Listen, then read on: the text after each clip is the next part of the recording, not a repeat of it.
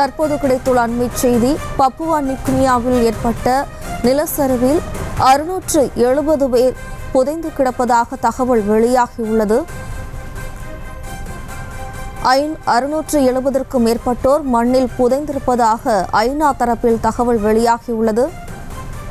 கூடுதல் விவரங்களோடு நமது செய்தியாளர் மதியழகன் இணைகிறார். வணக்கம் மதியழகன், மேலும் விவரம்.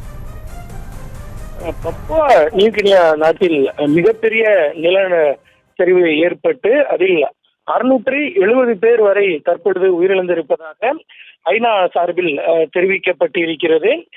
மேலும் பலர் சிக்கி இருப்பதாகவும் தகவல்கள் வெளியாகி இருக்கின்றன. 150க்கும் மேற்பட்ட வீடுகள் தற்பொழுது இந்த விபத்தை தொடர்ந்து மேலும் அந்த நிலத்திற்குள் புதைந்திருப்பதாகவும் தகவல்கள் தெரிவிப்பதாக ஐநா சார்பில் தெரிவிக்கப்பட்டிருக்கிறது. இந்த நிலச்சரிவு ஏற்பட்ட பகுதிகளில் நிலைமை மிகவும் மோசமாக இருப்பதாகவும் தெரிவிக்கப்பட்டிருக்கிறது.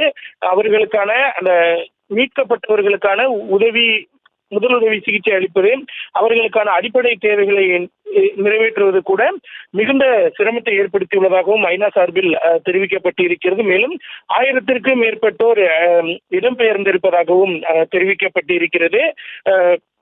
இதன் காரணமாக இந்த நிலச்சரிவு ஏற்பட்டது என்று தெரியவில்லை என்றும் ஐநா சார்பில் தெரிவிக்கப்பட்டிருக்கிறது.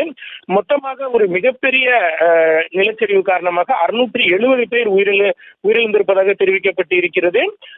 150க்கும் மேற்பட்ட வீடுகள் மண்ணில் புதைந்திருப்பதாகவும் ஐநா சார்பில் தெரிவிக்கப்பட்டிருக்கிறது. தொடர்ச்சியாக மீட்பு நடவடிக்கைகள் மேற்கொள்ளப்பட்டு வருவதாகவும் ஐநா சார்பில் தெரிவிக்கப்பட்டிருக்கிறது.